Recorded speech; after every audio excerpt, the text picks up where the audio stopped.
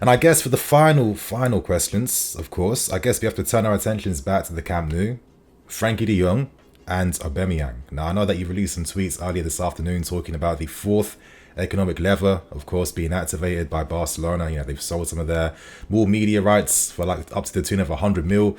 And of course, you know, they need to sell money, of course, so they can abide by the laws set in La Liga in terms of making sure, you know, if you want to register these guys, you have to have the wage budget, of course, to be able to actually register them to begin with. So in the case of Frenkie de Jong, it seems to be like a bit of a similar situation to Fofana in the sense that, you know, I don't blame these guys for wanting to stay at Barcelona. I mean, it makes a lot of sense to me. And, you know, the way that maybe he's been treated and how he maybe has to be sacrificed for the greater goods at Barcelona, I'd imagine, in my opinion, this will probably go right to the end until de Jong really knows, okay, I really have to go. Because I think reports have said, as from yourself too, terms and figures are there to be met. So it's up to de Jong now to decide what he wants to do. Yeah, the difference between Fofana and de Jong is that with Fofana, there's full player buy-in and there isn't yet club buy-in, and it's the other way around with de Jong, that there's full club buy-in to sell the player, but de Jong says that Barcelona is his dream club.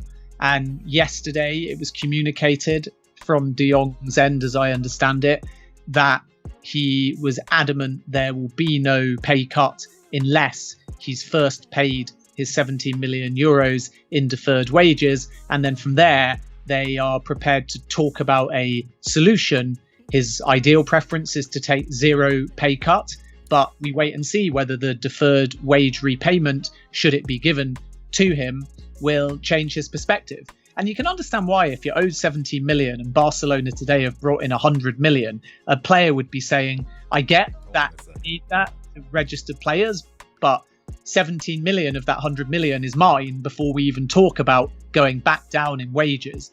So the decision has been communicated now from de Jong directly to Barcelona via his agent that he will not take an instant 50% pay cut. And Barcelona billed it as an ultimatum that said, if you don't take the pay cut, then we want you out of the football club. And the response from de Jong was, pay me my 17 wages. And then again, we'll talk from that point onwards. So that's the situation at the moment, which may not sound like progress, but it's face-to-face talks. There's an element of gamesmanship on all sides. So when Barcelona are threatening legal action against a number of players, including de Jong, saying that their contract extensions were, quote, illegal and had criminal activity behind them from the old board and Bartomeu in particular, that hasn't moved. So it's there again to say to de Jong, if you stay on your current deal, we're going to make life very, very difficult for you. And I've said all along that to get de Jong to leave Barcelona, Barcelona need to tell de Jong explicitly, clearly and firmly that they want him out the club. And as long as Laporta says publicly the exact opposite, de Jong keeps saying, well, you just said I was a dream player to CBS Sports and I really like it here and I'm happy with my money. And this isn't an Ousmane Dembele situation because Dembele's contract was ticking down. So he had the backdrop of being a free agent and Barcelona let him become a free agent and then had all of the control because he didn't have any offers on the table. Chelsea never came forwards with an offer. PSG, Liverpool were not interested in the player. Whereas with the de Jong situation, he's contracted until 2026. So if he just continues, unless that contract is legally challenged, they are obligated to pay him on his current wage. And I think if de Jong could just get the window to shut today, that would be his preference. And I've said many, many times that he has always said consistently that he wants to stay at Barcelona Football Club.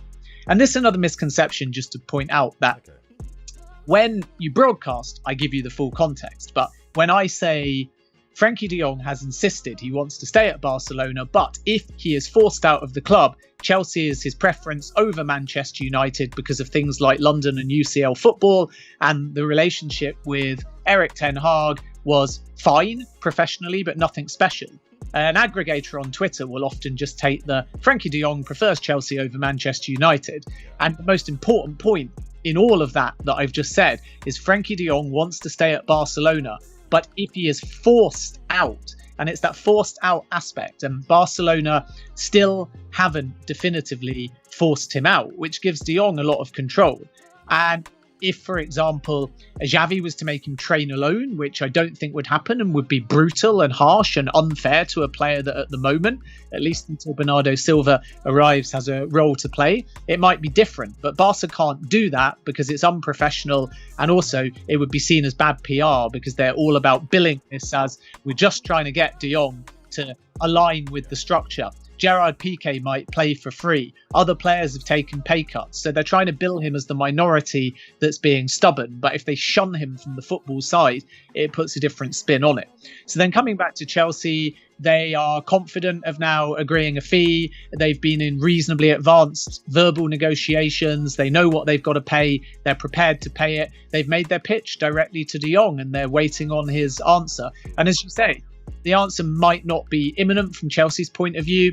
And one of the most frustrating things for Chelsea and Manchester United, even though they've all but given up hope at the moment, and that's because they know that Chelsea are ahead of them in the race, if you like, is that Barca are resolving this themselves. And every time De Jong has a meeting with his agent and Barca, Chelsea are not privy to that. So they're waiting for the Barca De Jong first, then the door may open to them, and that is why I think Chelsea could get frustrated with this.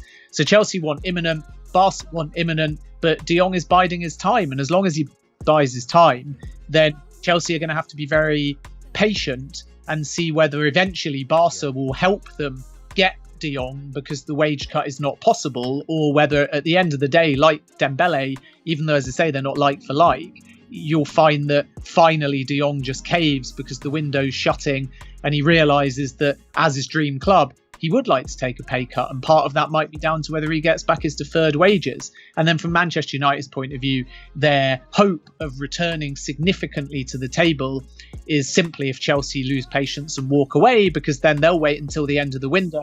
And similar scenario, if De Jong's forced out the club and Chelsea are no longer interested, that's when Manchester United may be able to return to the table. But let's see what happens. It's smoke, it's mirrors, it's complicated, but Chelsea like the player. Thomas Tuchel has told Todd Boehly to go out and do everything he can to get the player. So Chelsea have by no means given up yet, but it is a very, very complicated and politically driven saga. For sure. Very, very tense situation.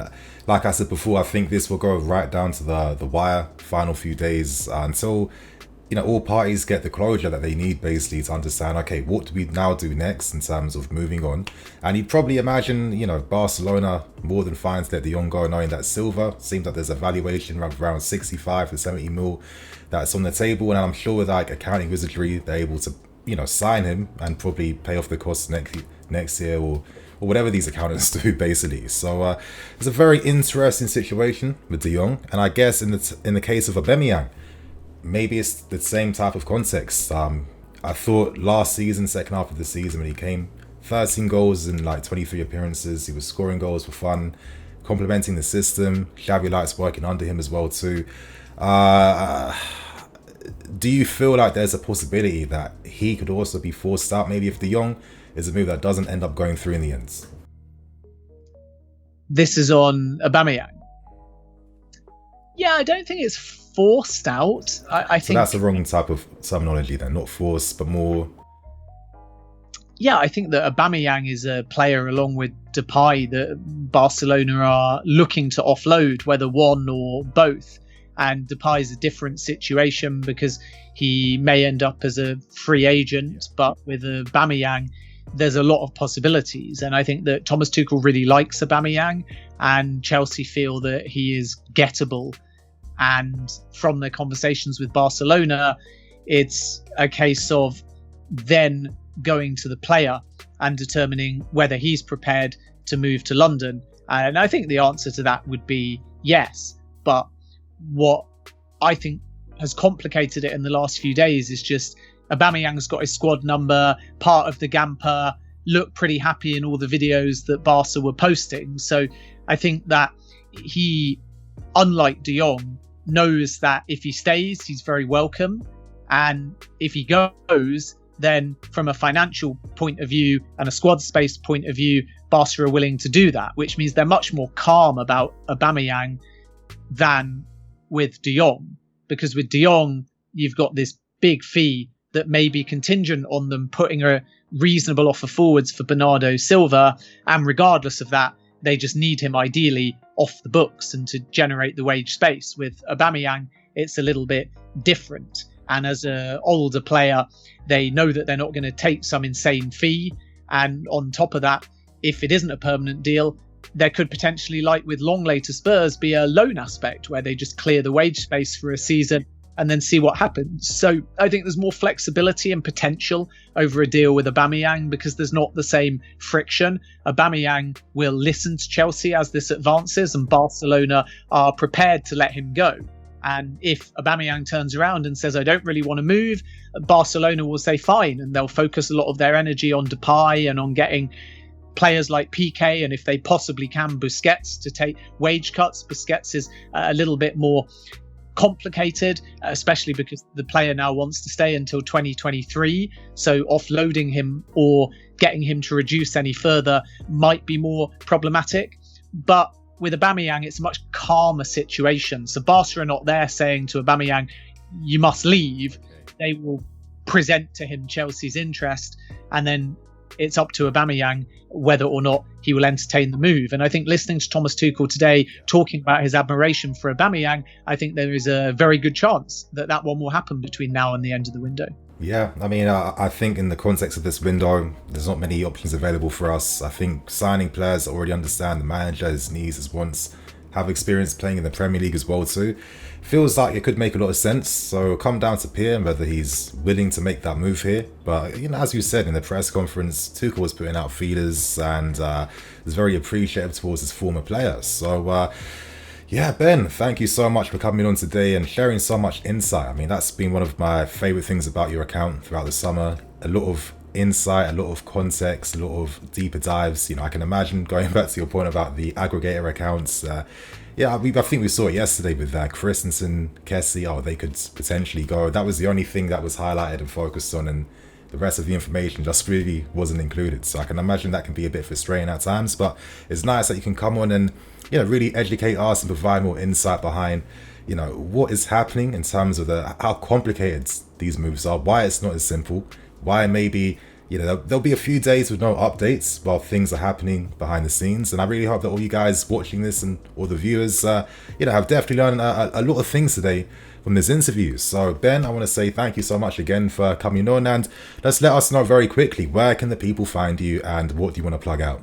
Yeah, absolutely. And thanks for that. So CBS SportsGOLAZO, which is CBS's handles on all of social media, particularly Twitter and Instagram and TikTok. Give us a follow. We're on Facebook as well. We've got the K Golazo podcast, which is our daily football podcast. And then if you're in America, we have CBS Sports HQ, CBS Sports Network, and Paramount Plus. And of course, we're gearing up to Serie A, which is one of the rights that we've got this weekend. Champions League draw, August 25th, big Chelsea interest there as well.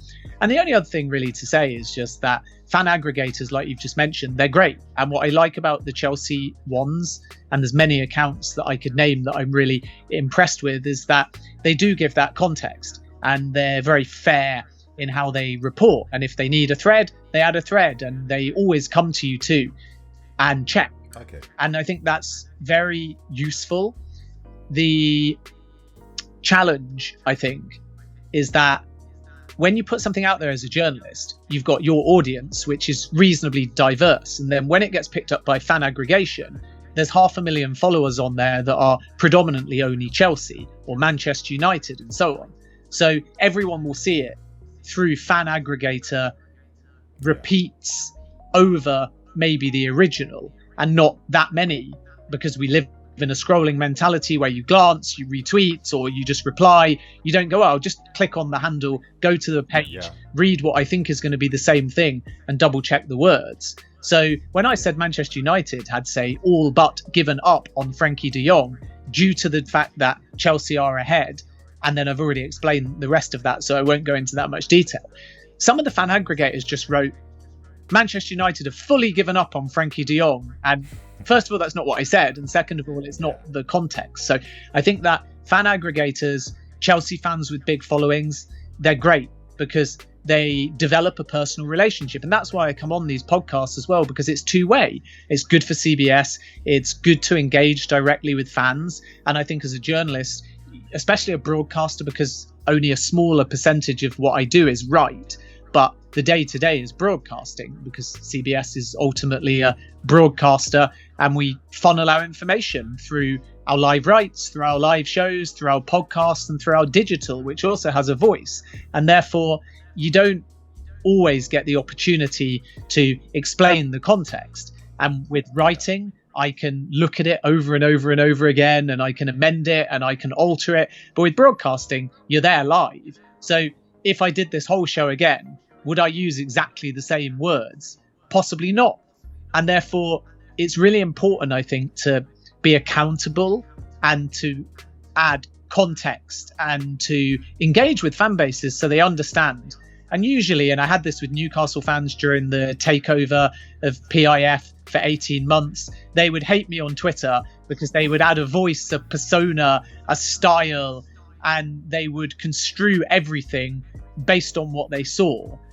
Yeah. And then they would get you on a podcast and they'd be like, oh, you're not that bad, or you've actually got more Newcastle knowledge than I realised, or you've been in this game a lot longer than I've realised, and this is kind of how it works. So I think that I would just close by saying huge praise and respect to all of the sort of Chelsea aggregators and podcasters and websites out there, because it is a very respectful fan base who has a thirst for knowledge and accuracy over headlines and twisting of information, and that's quite rare. And that's why I like engaging with the Chelsea fan base. They're not the only one. There's lots of great clubs out there, but once we turn it from complicated stories that need context to glib headlines and then personal abuse from them, we're defeating the point of having this engagement in the first place. And I think we learn lessons from every transfer window as journalists about how we present our information,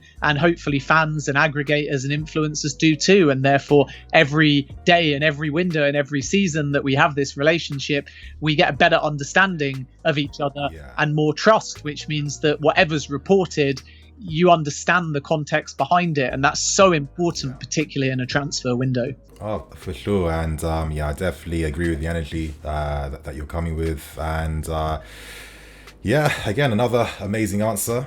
And all I can say really is thank you so much for coming on, and it's been great. Of course, everyone, in the description below, all the relevant information is going to be there, so make sure you guys are following Ben on Twitter, of course following CBS SportsGOLAZO as well too, plus many others too. So you guys, on that note, I'm Nini FC, this is BlueLionsTV. I'll catch you guys later with some more videos. Cool.